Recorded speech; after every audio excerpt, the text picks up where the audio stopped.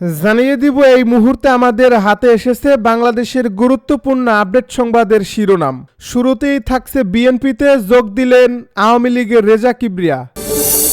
এবারে জানিয়ে দিব জনগণের সঙ্গে নয়, ইউনূস আতাত করেছেন আন্তর্জাতিক শক্তির সঙ্গে বলে মন্তব্য ফরহাদ মজহারের।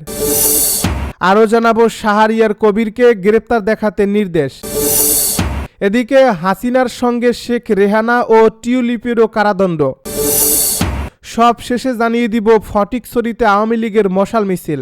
এতক্ষণ শুনছিলেন হাতে থাকা আপডেট সংবাদের শিরোনাম, এবারে বিস্তারিত। তবে তার আগে অনুরোধ রইল ভিডিওটিতে একটি লাইক এবং কমেন্ট করে জানিয়ে দিন ভিডিও সম্পর্কে আপনার মূল্যবান মতামত। আরও জানিয়ে দিন ভিডিওটি কোথা থেকে দেখছেন বা কোন জেলা থেকে দেখছেন। এবারে বিএনপিতে যোগ দিলেন রেজা কিবরিয়া। আওয়ামী লীগের নেতা ও সাবেক অর্থমন্ত্রী শাহ এম এস কিবরিয়ার ছেলে রেজা কিবরিয়া আনুষ্ঠানিকভাবে বিএনপিতে যোগ দিয়েছেন। সোমবার গুলশানে বিএনপির চেয়ারপারসনের রাজনৈতিক কার্যালয়ে দলটির মহাসচিব মির্জা ফখরুল ইসলাম আলমগীরের হাতে ফুল দিয়ে আনুষ্ঠানিকভাবে বিএনপিতে যুক্ত হন তিনি। এ সময় রেজা কিবরিয়া বলেন, বিএনপিতে যোগ দিতে পেরে আমি গর্বিত। আমি আজকে আনুষ্ঠানিকভাবে বিএনপিতে যোগদান করেছি। বিএনপিতে যোগ দিতে খুবই আগ্রহ ছিলাম, কারণ এই দল দেশের গণতন্ত্র দুইবার রক্ষা করছে। শহীদ রাষ্ট্রপতি জিয়াউর রহমান আমার আদর্শ।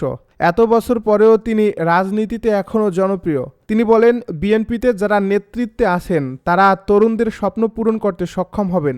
বিএনপির ভারপ্রাপ্ত চেয়ারম্যান তারেক রহমান পরিবারের ধারা বজায় রেখে চলছেন। সবাই সাহায্য করব নতুন বাংলাদেশ গড়তে। উনি বিদেশে আছেন, এটি দুঃখজনক, কিন্তু তিনি বিদেশে থেকে যা শিখেছেন তা নিয়ে দেশে ফিরবেন, যার মাধ্যমে দেশের উন্নয়ন হবে। রেজা কিবরিয়া বলেন, আমাদের দেশের মানুষের কাজের মান খুবই উন্নত।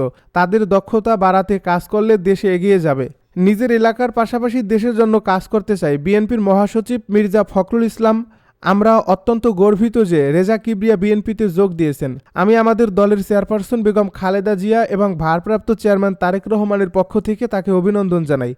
বিএনপি নেতা মির্জা ফখরুল বলেন, তাকে আমরা স্বাগত জানাচ্ছি। বিএনপির ৩১ দফার আলোকে রেজা কিবরিয়া বাংলাদেশ গঠন ভূমিকা রাখতে পারবেন। রেজা কিবরিয়া হবিগঞ্জ ১ আসন থেকে আগামী জাতীয় সংসদ নির্বাচনে ধানের শীষ প্রতীকে নির্বাচন করতে চান। বিএনপির আগামী সংসদ নির্বাচনের জন্য ২২৭ আসনের প্রার্থী ঘোষণা করছে। সেখানে হবিগঞ্জ ১ আসনটি ফাঁকা রেখেছে।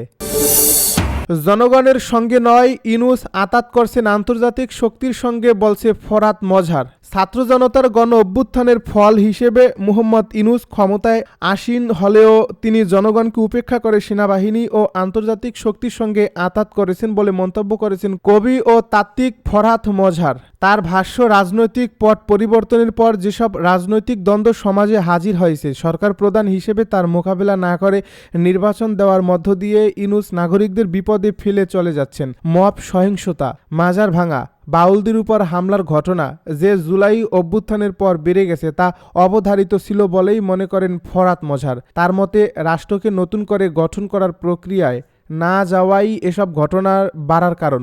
একটি গণমাধ্যমের আলোচনা অনুষ্ঠান ইনসাইড আউটে অংশ নিয়ে তিনি বলেছেন, সেকুলার ফ্যাসিজমের বিপরীতে মুদ্রার অপর পৃষ্ঠা হলো ধর্মীয় ফ্যাসিবাদ। এটা হিন্দুত্ববাদের, মানে হিন্দুত্ববাদেরাই ইসলামী সংস্করণ। এটা বাংলাদেশে গড়ে উঠছে এবং দেখবেন যে এদের কিন্তু সম্পর্ক ঠিক হিন্দুত্ববাদের সঙ্গে, কারণ তাদের কিন্তু মূল উদ্দেশ্য হচ্ছে ইসলামকে ছোট করা।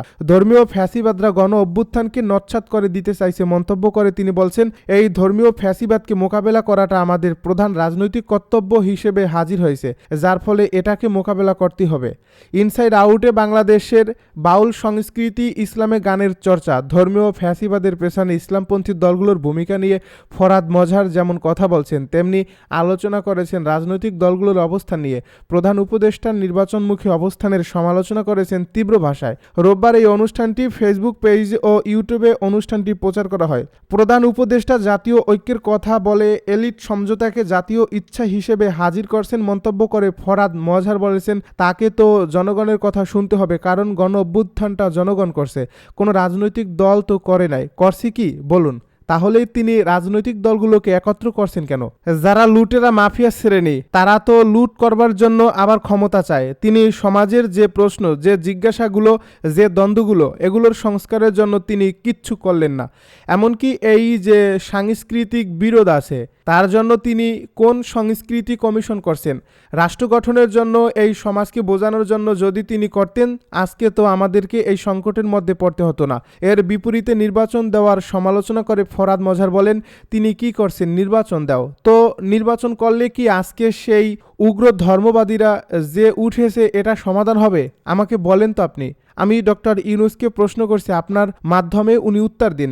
উনি আমাকে বলবেন, আমি যখন কথা বলছি উনি পাবলিকলি বলবেন যে এভাবে যে আপনি এই যে এড়িয়ে চলে গেলেন জনগণের অভিপ্রায়, যেটা 5ই আগস্ট এসেছিল, যার পরে আমি বরাবরই বলেছি যে তিনি মারাত্মক ভুল করছেন। শাহরিয়ার কবিরকে গ্রেপ্তার দেখাতে নির্দেশ।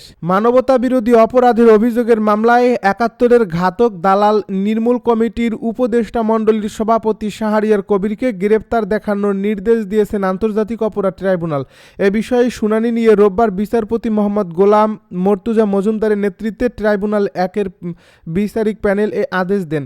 সেই সঙ্গে শাহরিয়ার কবিরকে আগামী 12 জানুয়ারি ট্রাইব্যুনালে হাজির করতে বলা হয়েছে।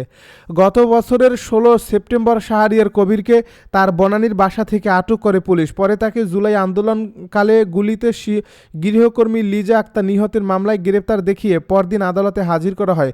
এদিন পুলিশের আবেদনের পরিপ্রেক্ষিতে তার 7 দিনের রিমান্ড মঞ্জুর করেন ঢাকার অতিরিক্ত chief metropolitan magistrate Mohammad Sanaullah. ওই রিমান্ড শেষে 23 সেপ্টেম্বর শাহরিয়ার কবিরকে আদালতে হাজির করে আন্দোলনের সময় যাত্রাবাড়িতে গুলিতে রফিকুল ইসলাম ও আরিফ নিহতের মামলায় গ্রেপ্তার দেখানোর আবেদন করে পুলিশ। পরে ঢাকার মেট্রোপলিটন ম্যাজিস্ট্রেট তাহমিনা হক শুনানি শেষে তাকে গ্রেপ্তার দেখান। 20 অক্টোবর তাকে ফের 2 দিনের রিমান্ড মঞ্জুর করেন আদালত।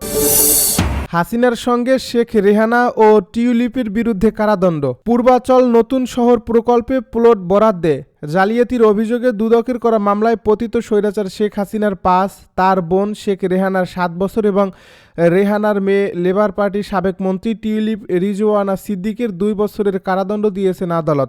সোমবার ঢাকার বিশেষ জজ 4-এর বিচারক রবিউল আলম এ রায় ঘোষণা করেন। এই মামলার অভিযোগ থেকে জানা যায়, শেখ রেহানার বিরুদ্ধে ক্ষমতার অপব্যবহার ও অনিয়মের মাধ্যমে পূর্বাচল নতুন শহর প্রকল্পে 10 কাঠা প্লট বরাদ্দ নেওয়ার অভিযোগে চলতি বছরের 13 জানুয়ারি মামলা করেন দুদকের উপপরিচালক সালাউদ্দিন। তদন্ত শেষে 10 মার্চ 17 জনের বিরুদ্ধে আদালতে অভিযোগপত্র দাখিল করেন তদন্তকারী কর্মকর্তা দুদকের সহকারী পরিচালক আফনান জান্নাত কিয়া। 31 জুলাই আসামিদের বিরুদ্ধে অভিযোগ গঠনের মাধ্যমে বিচার শুরুর আদেশ দেন আদালত। এ মামলায় 32 জন আদালতে সাক্ষ্য দেন।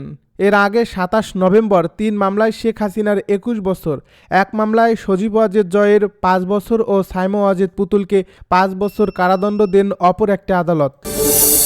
ফটিকছড়িতে আওয়ামী লীগের মশাল মিছিল। চট্টগ্রামের ফটিকছড়িতে ঝটিকা মিছিল করেছেন কার্যক্রম নিষিদ্ধ আওয়ামী লীগ ও এর সহযোগী সংগঠনের কয়েকজন নেতাকর্মী। রোববার দিবাগত রাতে উপজেলার নানুপুর এলাকায় এ মিছিল করেন তারা। পুলিশ ও স্থানীয় সূত্রে জানা গেছে, রাতে 10 থেকে 12 জন নেতাকর্মী নানুপুর লয়াল কবির কলেজ এলাকা থেকে মিছিলটি শুরু করেন। মিছিলটিতে নেতৃত্ব দেন জাহিদ নামে প্রবাসী আওয়ামী লীগের নেতা।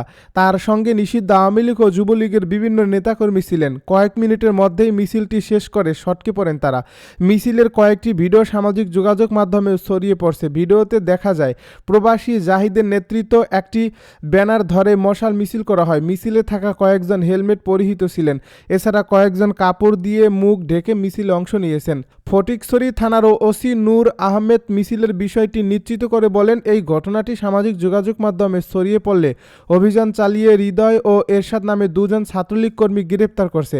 ভিডিও দেখে মিছিলে অংশগ্রহণকারীদের শনাক্ত করে গ্রেপ্তারের চেষ্টাও চলছে।